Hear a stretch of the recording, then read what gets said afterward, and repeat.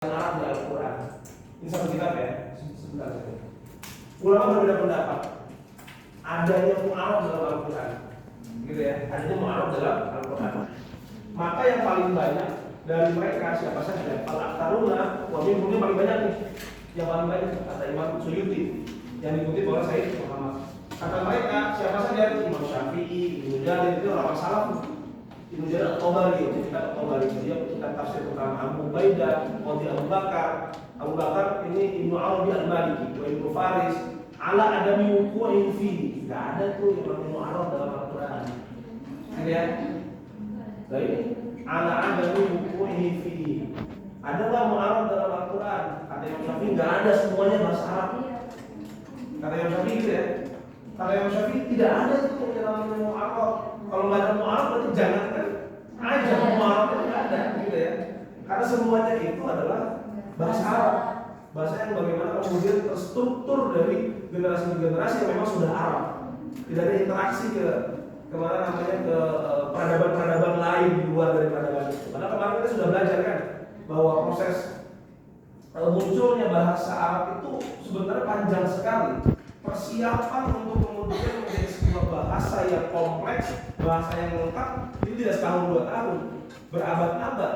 Dari zaman Nabi Adam bahkan dari sebagian lughah Samiyah turun menurun dan lain sebagainya. Bahkan kita lihat kemarin Quraisy saja itu bukan aribah, tapi apa?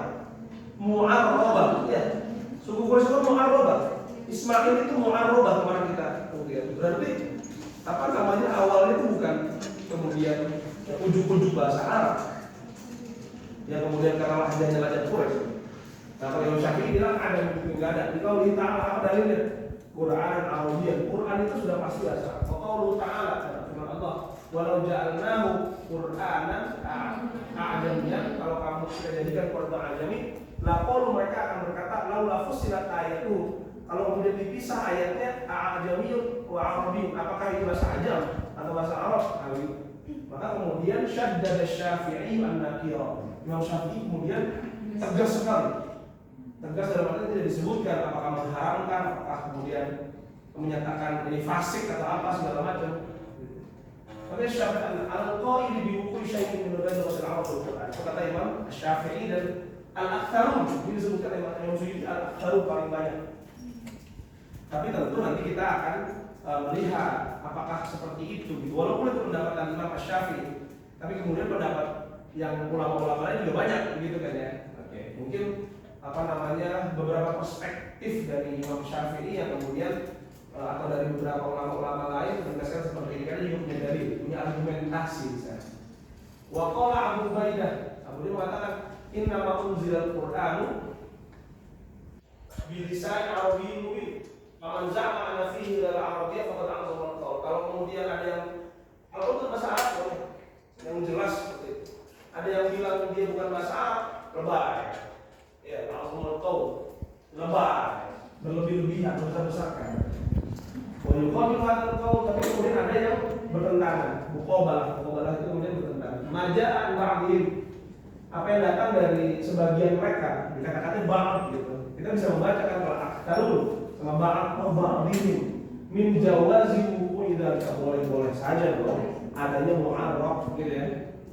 Wa anna hunaka alfadun ghairu arabiyyah sama al-arab. Ada lafaz-lafaz selain bahasa Arab yang digunakan oleh orang Arab dan kemudian itu sudah masuk dalam kategori fasih, menjadi sebuah bahasa yang fusha.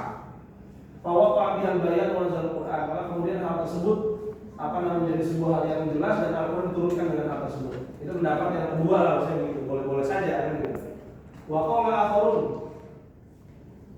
qul hadhil alfazu arabiyyah sarfah. Yang namanya bahasa Arab ini bahasa Arab yang kemudian ada perubahan-perubahan sarf gitu ya, ada perubahan.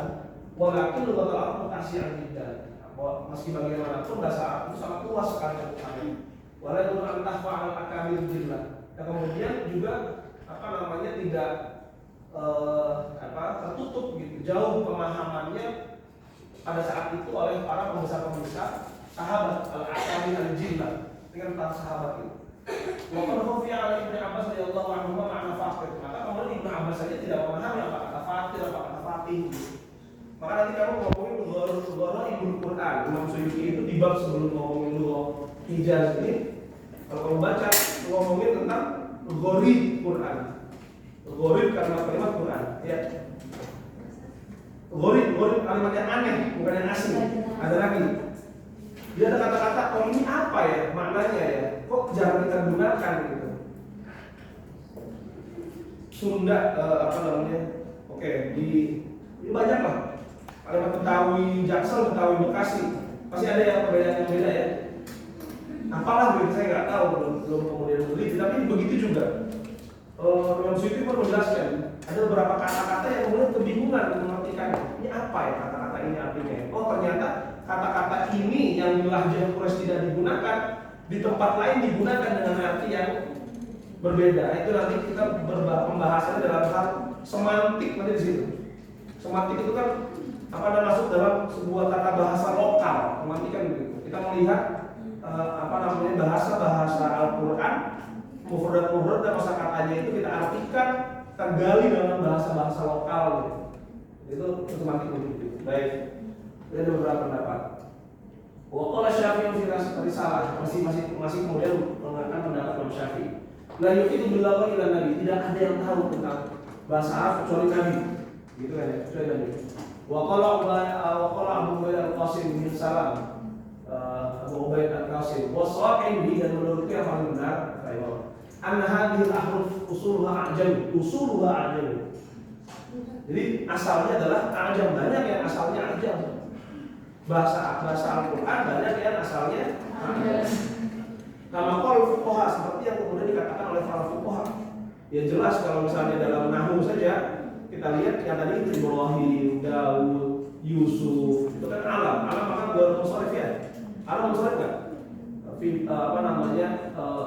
Doa itu Ibrahim, ya. Gak ada Ibrahim, ada Ibrahim, gak ada ya. Malah lebih Ibrahim. Kenapa dia bermusharif kan? Lakin waqa'atil Arab, tapi kemudian dia itu sudah ada bahasa ajam itu di orang Arab. Fa'arabat hadi asinatina. Maka kemudian mereka mengarabkan itu arba mengarabkan, mu'arabat dan sebagainya diarabkan. Kata-kata itu kemudian diarabkan. Aslinya ajam, kemudian diarabkan di alsinatiha dengan lisan mereka. Wahawarat hanal fazil ajam. Maka dia kemudian memindahkannya dari bahasa lafaz-lafaz yang sifatnya ajam ila al-fadhiha fasal arabiyatan. Maka kemudian dia menjadi bahasa Tsumma nazala al-Qur'an. Kemudian Al-Qur'an turun. Waqad ikhtalafat hadhihi huruf bi kalam al-Arab. Maka kemudian huruf-huruf ini dia bercampur dengan kalam Arab. Kama qala innaha arabiyyah itu bahwa shadiq. Wa man qala ajamiyyah dari fasadiqun. Wa ma la ilaha illallah. Maksudnya bagaimana ajamiyatul fasadiqun? Maksudnya adalah bukan membenarkan bahwa kemudian di dalam bahasa Arab ada ajamnya, tidak, tapi kemudian usulnya saja, begitu ya. Jadi dikatakan apakah ada bahasa ajam dalam Al-Quran? Ada, boleh dikatakan begitu. Kenapa? Karena kemudian usulnya memang ajam, tapi proseslah yang merubahnya menjadi Arab, mu'arab. Karena itu yang kemudian pendapat yang paling taufik bainal Arab. Karena tidak bertentangan ini. Kalau kemudian kita katakan bahwa ada ajamnya dalam Al-Quran, ada ajamnya dalam arti yang ansih, dalam arti yang telanjang. Oh ada ajam. Dia bukan bahasa Arab, tidak pernah digunakan saat itu. Dia tidak pernah sama sekali dikenal dalam dunia Arab sama sekali, tidak dikenal dalam dunia Arab. Walaupun ada dalam Al-Quran, bertentangan dalam ayat Al-Quran, bilisan Arabi mubin, kan begitu ya. Maka kemudian solusi yang paling yang paling aman, ya ini pada ulama, ini perdebatan ulama. Kalau kita kan perdebatan juhala ya, iftahul juhala. Kalau ini iftahul ulama, ya sudah. Kalau itu yang taufik bainal Arab adalah ada memang ajam. Boleh dikatakan ada ajam, boleh dikatakan ada ajam. Tidak masalah, tidak masalah. Hanya saja memang ada proses transisi perubahan-perubahan itu berpuluh-puluh tahun dan ajam itu sudah digunakan. Karena lagi-lagi bahwa kemarin ketika kita ngomong bahasa Arab, ya bahasa yang kemudian sudah banyak berinteraksi dengan banyak bahasa gitu. Dan itu sebuah hal yang sangat logis. sebuah hal yang sangat logis, sebuah hal yang masuk akal ketika kemudian bahasa Arab itu juga memiliki interaksi dengan bahasa yang lainnya. Tidak mungkin bahasa Arab tidak berinteraksi dengan bahasa yang lainnya. Apalagi nanti kalau kita jelaskan bahwa kemudian Al-Quran diturunkan kepada rahmatan lil alamin, kepada segala semesta alam. Maka seharusnya nanti kata Imam Masyuti harus kemudian juga diturunkan dengan semua bahasa kaumnya. Dalam artian bukan berarti bahasa Indonesia dimasukkan, di sini tidak dimasukkan, tapi sudah diserap menjadi bahasa Arab sampai akhirnya kemudian ada pengaruh dari banyak tempat, dari Habasyah, dari Persia, dari mana segala macam untuk kemudian dikenalkan dalam bahasa Al-Quran maksudnya. Nah ini tadi yang contoh-contohnya. Abarik itu Ta'labi fil lugha anha Farisiyah katanya. Dia adalah bahasa Persia, bahasa Persia. Kalau kamu ngomongin soal mujawwad, apa tuh namanya? Nagom ya? Apa sih yang Bismillahirrahmanirrahim? Itu namanya nagom ya? Saya sebenarnya nggak tahu. Jadi waktu siapa? Saya nggak tahu. Yang tahu itu istri saya kalau kayak gitu kan. Secah.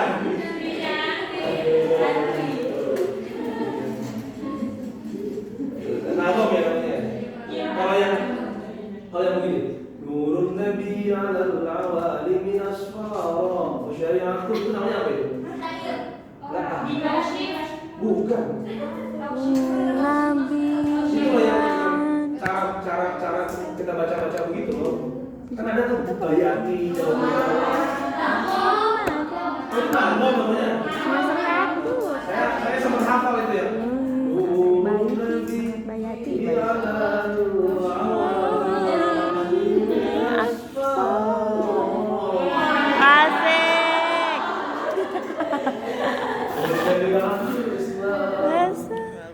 Jauh-jauhnya gimana ya?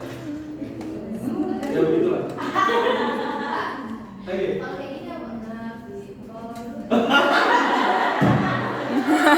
Aku bosan saya dulu itu.